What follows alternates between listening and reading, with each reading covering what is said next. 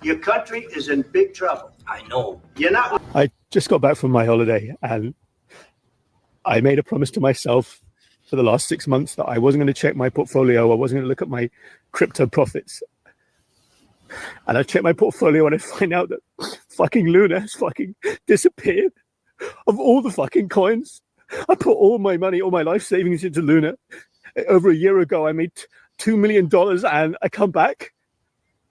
It's like a joke. It's like a nightmare. The one coin they say, Luna Man is the future UST, or everybody telling me to buy in, and then I see it going down. I'm saying I'm not going to look. They say hodl, right? Hodl. That's what they say in crypto, is to hodl, and I fucking hodl. I hodl my Luna. Now it's completely worthless. It's gone. It's completely gone. Everything.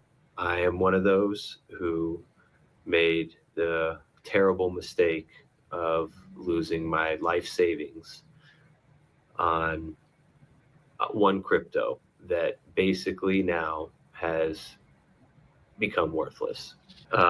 Tuesday night after the meetings, I came into my hotel room. I had about, at one point it was about $115,000 that I put into BICO, another crypto that was down at the time. And, I thought it was a good opportunity to potentially double my money. I was trying to, basically get to about 500 grand to where, I would have the freedom to see my son more, who lives in a different state. And so with that plan in place or whatever, over the past 2 weeks, the market's been down. So my investment got down to about 42 grand. And, I was still pretty confident right there that eventually it would recover. But I thought, you know what, it's just one of those super volatile things. Like, this can recover. This is clearly a fluke thing. This is a top 10 token. There's no way it's going to, go to zero or lose all of its value, or it's not going to go below $1. Like, I'm thinking about calling the banks to try to get a loan as fast as I can, for like 20, 30, 40 grand, get it in there and try to make the money back. Right. Or make even more on the way up, and finally hit my lottery ticket to give me the financial freedom I've been working towards. Looks like I'm losing my money. Bonsoir les amis, bonsoir les cryptopreneurs, c'est Christian et bien sûr Affranchi.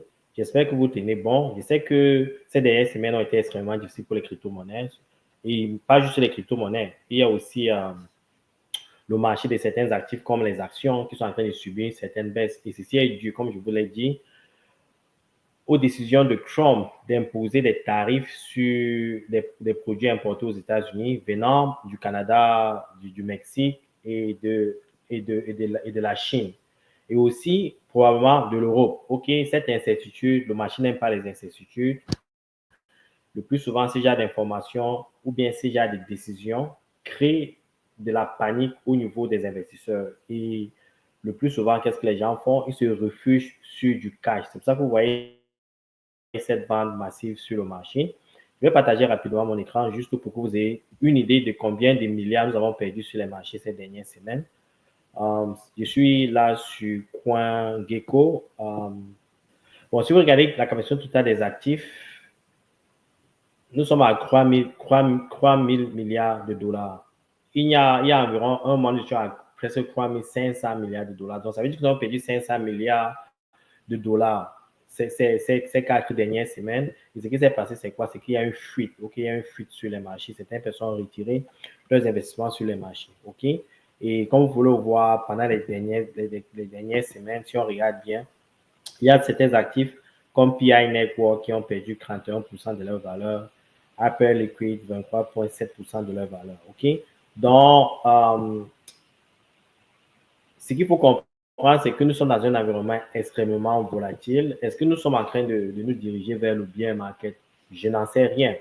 Parce qu'il y a souvent un aspect psychologique qu'on appelle le déni. Donc, il y a un événement qui se passe devant nous, mais on a que l'espoir que les choses pourraient se réverser et aller vers la hausse. C'est pour ça que il y a environ 2 ans, quand je vous préparais pour le bull run, je vous ai parlé d'un plan. Je vous ai parlé de stratégie, je vous ai parlé de stratégie d'entrée et de sortie. Et ces dernières semaines, je vous ai parlé, je vous disais, les amis, il faut savoir comment prendre le profit. OK? Il y a un ami, un investisseur, un abonné qui me suit, qui m'a connu à travers cette chaîne, qui m'a appelé il y a quelques heures, qui me parlait un peu des erreurs qu'il a faites, c'est qu'il a investi, il s'est fait des ex, mais il n'a pas pris de profit. Et sur certains actifs, il est soit break-even et sur certains autres, il est en train de perdre. Et il me demandait qu'est-ce que je pense de la direction du marché. Est-ce qu'on irait davantage vers la hausse? Personnellement, je pense qu'on n'a pas encore vécu le bull run, mais il y a certains signaux qui sont macroéconomiques, qui sont géopolitiques, qui pourraient malheureusement avoir un impact sur le marché des crypto-monnaies. OK? Comme par exemple en 2021, il y a 2022, il y a des événements qui sont arrivés au niveau des crypto-monnaies, par exemple comme la chute de Luna, OK? Et FTX, tous ces scams-là qui ont ramené le marché vers la baisse. Donc, quoi qu'on est optimiste par rapport au bull run, mais on reste toujours OK, on est toujours prudent par rapport à la direction que le marché pourrait prendre. OK, c'est pour ça que quand je vous dis d'investir, de faire vos ex et de prendre les profits, c'est extrêmement important parce que vous créez en quelque sorte des habitudes de bons investisseurs. OK, je vais vous montrer une vidéo de Plan B qui explique ça. Ce qui se passe en ce moment, vous allez voir qu'il y a des institutions qui investissent maintenant dans le Bitcoin. Et le réflexe des institutions le plus souvent, c'est de ne pas attendre des hausses de 20-30% parce que ces institutions investissent des milliards de dollars et même s'ils ont quelques pourcentages d'appréciation, 1%, 2% sur 1 milliard de dollars représente beaucoup pour eux. Et ce qu'ils font, c'est que quand ils ont ces appréciations-là, ils vendent, ils sortent du marché. Donc, il faut comprendre une chose, le danger qui mène en ce moment les actifs liés aux crypto-actifs, c'est le fait que avec l'avenir des institutions, ce qu'on a smart money, ils ne perdent pas, OK? Parce qu'ils investissent beaucoup et quelques points de pourcentage est un profit pour eux et ils vont vendre. Je vais de ce pas montrer cette vidéo de Plan B qui vous donne une direction et qui est un peu en quelque sorte de doute par rapport à son stock to flow model. Un instant. $1 billion in current situation is a mixed bag. So let's unpack it. Bitcoin dropped to $84,000. That's minus 18% from the 102,000 in January. So the reason for this drop was the Bybit Ethereum hack, $1.4 billion in Ethereum's stolen, and that spooked the market. But of course, it had little or nothing to do with Bitcoin. Anyway, the minus 18% dip is a big dip, but it's not unusual for Bitcoin. Bitcoin is very volatile. Even in bull markets, we can have multiple dips that are 20 or even 30% minus. However, it was still an unexpected dip. I expected more all-time highs after January all-time high, and I expected February to be an all-time high as well, above 102,000. So we're really at the crossroads right now. Either we'll have a red-hot bull market, a continuation of the bull market, or we enter the distribution phase into a bear phase. So what will it be? I don't know. That's a big question. Was this the top? And is this dip the start of the bear market? Or will we see a V-shaped recovery and more bull market action? And of course, we have seen a couple hours ago the beginning of a V-shaped recovery following the US Strategic Bitcoin Reserve announcement. But that was, so we recovered about 10% of the minus 80% drop, but we have to see how that will follow. If you look at relative strength index, the RSI, it was also down to 63. 63 is green, so that's this green dot. Down 13 index points from 76, orange, last month. So the good news, of course, is that 63 is still above 50, and everything above 50 is uptrend. So we're still in an uptrend. But the bad news, of course, is I expected more or finally RSIs of 80% plus and red dots. That was the expectation. We didn't see that. Minus 18% return, so a RSI of 63. What seems to be the case, I'm not sure, but it looks like it, that the normal range of the RSI for normal assets like stocks or the dollar euro rate, the normal range would be between 30 and 70. So everything above 70 is overbought and will revert back. Everything below 30 is oversold and has a possibility of going back. So with all the traditional finance guys moving into Bitcoin, ETFs, etc., I think they are a little bit spooked by RSI of 70 and 76, for example, that we saw in January. So it looks like they sell every time that the RSI is above 70, 75, and then they're hoping or waiting for an RSI, a normal RSI range, so 30. And of course, Bitcoin has never had a RSI at 30. And then of course it bounces back. But so it seems like the traditional finance guys don't have the guts to wait for these big 80% RSI 80 plus moves. But we'll see what happens.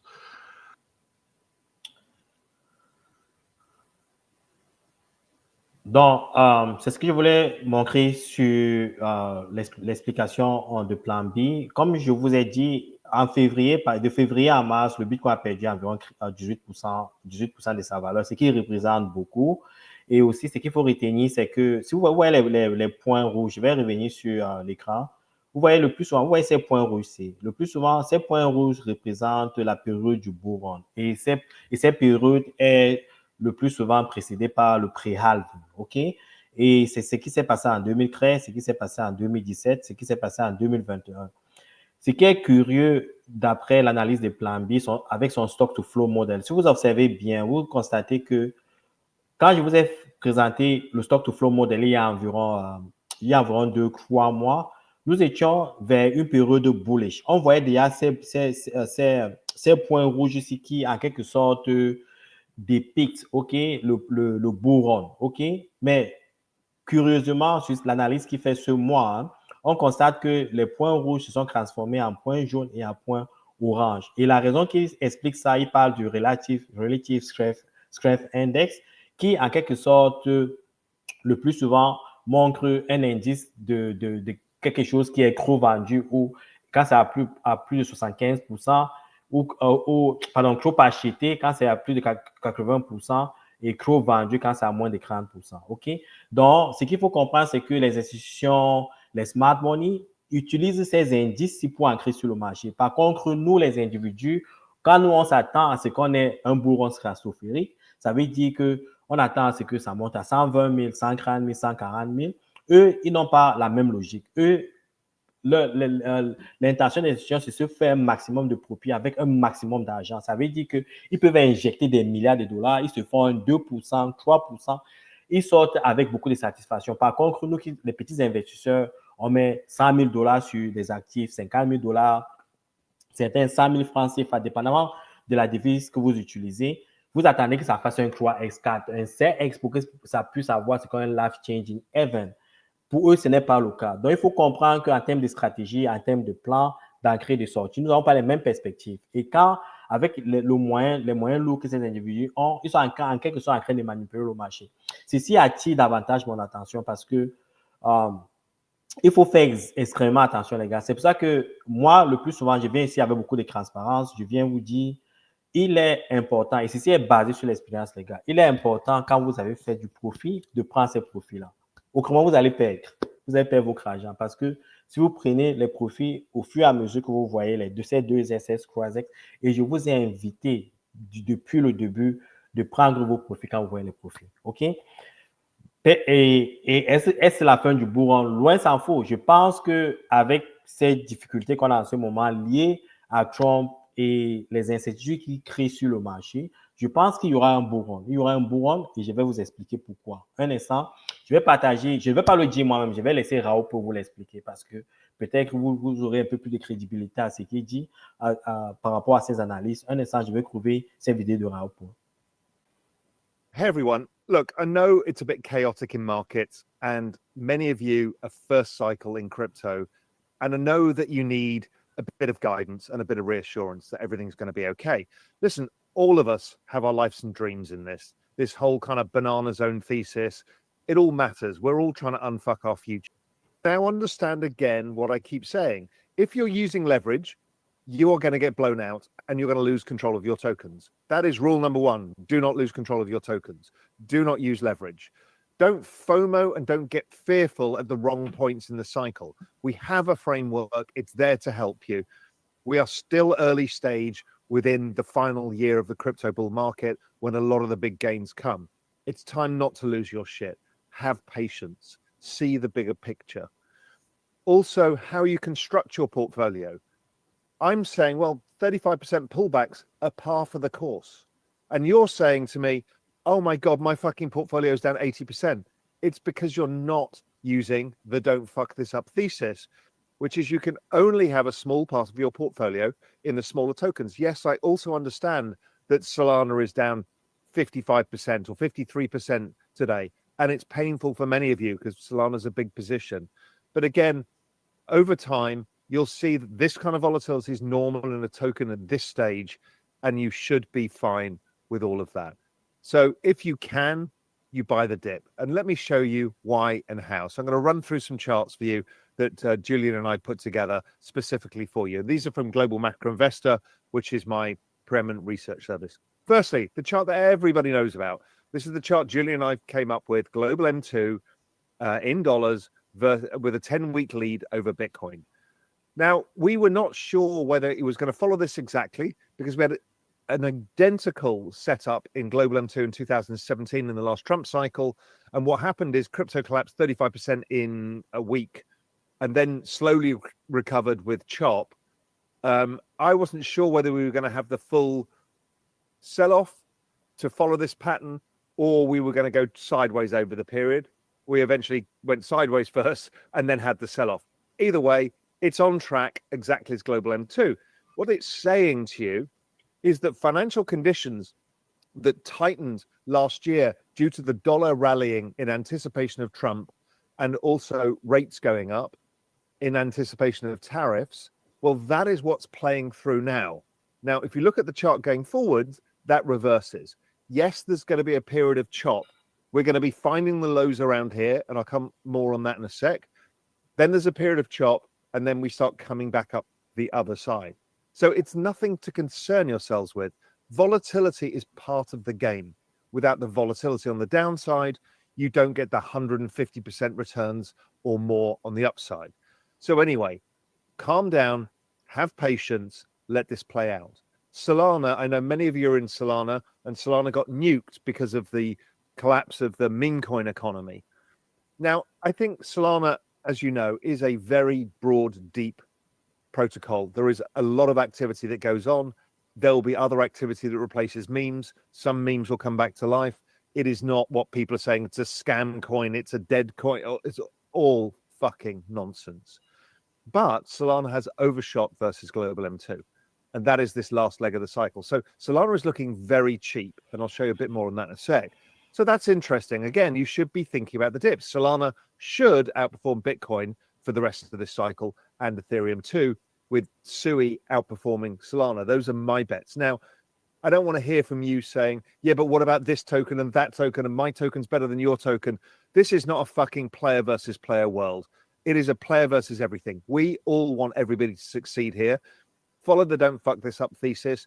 Don't have all of your stuff in small altcoins. Have about 80 or 90% in the main tokens and you'll be fine. But again, this is not a player versus player. We're not trying to outcompete with each other. We're all trying to win here. And that's very important to me.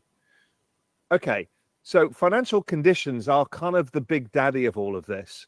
And the 3-month and 3-month rate of change of Bitcoin is driven by financial conditions, which leads by 3 months. So financial conditions obviously tightened because of the dollar and rates back in last year. Now Bitcoin has fully priced that in. So we're at the price point that is right. Now, could it then chop around along the bottom until it starts mirroring the rally in financial conditions? Possibly. This is also obviously very similar to the global M2 chart because they're all highly correlated. I just want to show it to you in a different way. The next chart is what you're hearing a lot of noise about is there's an economic weakness coming. Economic data is coming out weak. Yes, it is. And it's been driven by the dollar last year. Again, there is a lead here, and the dollar strength last year is causing economic weakness. This is the reason everybody wants a weaker dollar. China wants a weaker dollar so they can stimulate. They're desperate to stimulate. The world has a lot of dollar debts. They need a weaker dollar to service those debts. The US needs a weaker dollar to export goods. The global economy needs a weaker dollar. But first, we're going to see that weakening of the US economy because of what happened last year in the dollar. And then things will start to change again and the economic cycle will pick up. Now, that probably also means that rates will come lower because economic data is weaker. So that's playing into our idea that financial conditions are going to ease. Economic data will weaken for a bit and then strengthen. But this is all good for us. Quand Célio partage ses compétences, ses connaissances dans le groupe WhatsApp parce que il apporte beaucoup de contenu macroéconomique. Si vous macroéconomie, ça vous permet en quelque sorte de réguler vos émotions, ok? Ça vient avec de l'expérience, mais ça vient aussi avec certaines connaissances parce que vous avez une lecture assez claire, assez plausible de la réalité économique et de la réalité géopolitique, ok? Ce qu'il dit ici, c'est quoi? C'est que en sommaire, il a touché en quelque sorte 3 points. Et j'en ai parlé plusieurs fois ici. Quand vous voulez investir dans des actifs à haut risque qui, en quelque sorte, subissent beaucoup de volatilité. Et la volatilité, comme je vous ai dit, c'est notre ami. Quand il y a des baisses de 40-50%, c'est une bonne nouvelle pour nous parce que ça nous donne l'opportunité d'ancrer à des prix bas où il y a des corrections et maximiser, OK, au cas où il y a un retour vers la hausse et vous faites du profit, vous revenez. Cette volatilité, en quelque sorte, est un moyen d'enrichissement. Mais certaines personnes, parce qu'elles ne savent pas réguler leurs émotions, vendent et quittent le marché et certains vendent à perte. OK? Donc, c'est pour ça qu'ils vous disent, les amis, il faut travailler sur vos émotions. C'est la première des choses. Et c'est pour ça qu'il parle de FOMO. OK? Si vous fears of missing out, il y a des personnes qui achètent des cryptos sur le temps parce que ça monte sans comprendre les fondamentaux.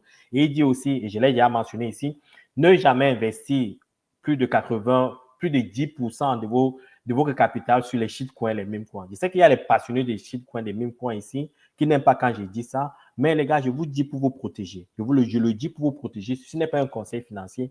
Je vous le dis parce que nous avons perdu des millions dans ces conneries-là, OK, au cours des années. Quand il parle de nous, je parle du groupe salarié affranchi. Faites extrêmement attention, les amis. Faites extrêmement attention. La préservation du capital est très important. Très important, OK? Et le main back, il dit en conclusion dans cette rubrique-ci, il dit pour le main back, il faut mettre peut-être 80-90% dans le main back. Il parle de main back, il parle d'Ethereum, de Solana, du Bitcoin, des actifs qui se sont déjà fait un nom, qui ont une certaine utilité. Là, vous êtes plus en sécurité, OK?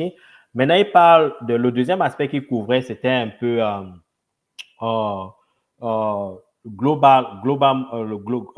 comment dire, la circulation monétaire à travers le monde, OK?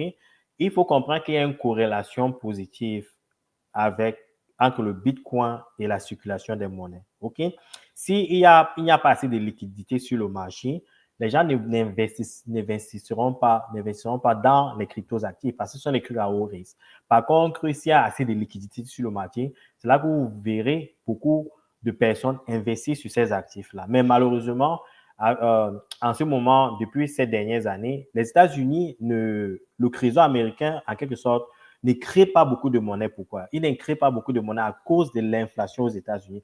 Plus il y a de la liquidité sur le marché, plus les gens consomment, plus les prix augmentent et plus ça crée de l'inflation. Mais à cause des taux d'inflation, à cause du concours du taux d'inflation, par exemple, par la Fed, qui ces dernières années a en quelque sorte réduit un tout petit peu les taux directeurs, mais ce n'est pas encore au niveau qui peut en quelque sorte incentiver les individus comme vous et moi à consommer. Les gens sont toujours au niveau de la prudence, ok? Donc, tant qu'il n'y a pas de la liquidité, il n'y a pas de bourse rastophérie. Ça, c'est l'une des choses qu'il a mentionné. Maintenant, la dernière chose qu'il a mentionné, il parlait en quelque sorte des conditions, je vais appeler ça des conditions économiques. OK, il parlait de financial conditions, mais je vais appeler ça des conditions économiques. Les conditions économiques, pourquoi? Parce que vous verrez par exemple des pays comme la France, les pays européens, la Chine et autres, le Japon, qui pour des transactions à travers le monde, le font en dollars. OK? Et en ce moment, le dollar est extrêmement fort. Quand vous prêtez de l'argent en dollars, il faut rembourser en dollars. Vous avez peut-être vos yens. OK? Vous convertissez vos yens pour acheter du dollar. OK? Le dollar ne fait que se renforcer, mais le yen, par exemple, le yen chinois ne fait que perdre de la valeur, OK, à cause du dynamisme économique américain. Qu'est-ce qui se passe? C'est que maintenant, pour les Chinois de rembourser la dette américaine, il faut que, si c'était peut-être de 2% et que le dollar s'est apprécié de 1,2, 1,3%, ils doivent rembourser davantage. Donc, ça crée en quelque sorte un problème au niveau de la trésorerie des Chinois. OK? Donc, le dollar en ce moment est extrêmement fort. Et pour pouvoir pallier à ça, il y a aussi un autre risque qui s'est posé avec le tarif. OK, avec la guerre des tarifs, ceci est en quelque sorte ancré dans la psychologie des craintes des investisseurs. Donc, ce qui se passe en ce moment, c'est que avec le fort dollar, par exemple, les tarifs, OK, entre les États-Unis, le Canada, le Mexique, l'Europe et la Chine, ce qui crée en quelque sorte une certaine peur parce que les tarifs, en quelque sorte, c'est une taxation. Ça veut dire que les gens devraient davantage acheter des produits plus chers et il y a un risque inflationniste. Donc, ça crée cette panique-là. Et s'il y a un risque inflationniste, ça rend encore le dollar de plus en plus fort. Donc, ça crée une certaine panique. Donc, et Raoult disait que à un moment donné, il faudrait absolument que les États-Unis puissent affaiblir le dollar. Parce que si le dollar est extrêmement fort, avec les tarifs, il deviendra extrêmement difficile aux Américains d'exporter leurs produits vers l'étranger. Parce qu'avec un dollar fort, avec les devises yens, euros, la livre sterling qui s'affaiblissent, les Européens, les Chinois ne pourront plus consommer les produits américains parce que c'est extrêmement cher, plus le tarif qu'on va ajouter sur ça. OK, les Canadiens ne pourront plus consommer les produits américains parce que c'est extrêmement cher. Si par exemple, le Canada impose 25% de plus sur ces produits qui viennent au Canada, si j'achetais un produit à $1, même il faut $1,25, surtout avec un dollar américain qui est de plus en plus fort, si je convertis mon dollar canadien qui ne fait que perdre de la valeur, ça veut dire que ce produit pourrait même revenir à $1,50, un produit que j'achetais à $1. Donc, ça veut dire que c'est un danger pour l'économie américaine. Ça va créer l'affaiblissement de l'économie américaine. Et si ça crée l'affaiblissement de l'économie américaine, il y a certaines données qui sont déjà factorisées au niveau macroéconomique aux États-Unis qui prouvent que ces données se mettent déjà en place. Ça prend le plus souvent 1 an pour se mettre en place, mais on commence à avoir certaines tendances. Ça va créer le chômage, ça va créer les entreprises vont fermer, certaines banques vont faire faillite et ça va créer le stimulus. Et quand ça va créer ces stimulus-là, c'est là que ça va créer une certaine liquidité pour que le marché puisse partir vers la hausse. C'est ce qu'on appelle le quantitative easing. Donc, il faut comprendre toutes ces données macroéconomiques pour pouvoir vous y positionner. Mais en termes de timing maintenant, c'est la question qu'on devrait se poser. Personne n'a la boule de cristal. Moi, à mon avis, ça devrait se passer d'ici les 6-7 mois parce que les États-Unis ont une économie extrêmement forte qui représente de plus en plus un danger pour eux. Il faudrait en principe qu'ils affaiblissent le dollar pour pouvoir commercialiser avec les autres mondes. OK? Et maintenant, en ce qui concerne les tarifs, on saura bientôt par rapport aux décisions que qu'on prendrait avec ses partenaires à travers le monde. OK? C'est ce que je voulais partager avec vous. Soyez solides, les gars. Je sais que c'est difficile, les moments sont difficiles. C'est ça qui est bon au niveau des cryptos. Ça vous apporte une certaine formation, une certaine éducation. Ça renforce la dureté de vos couilles. Et comme je crois que c'est Compare le dit, conseil ne conseille pas, c'est conséquences qui conseillent. OK? Donc, je peux vous dire, prenez vos profits, investissez comme ça, faites ceci. Tant que vous ne sentez pas ces souffrances, vous n'apprendrez pas. Et je suis fier que vous viviez ces instants-ci parce que vous reviendrez fort, OK? C'est ce qui est important, OK? Ce sont des leçons à prendre. Ciao.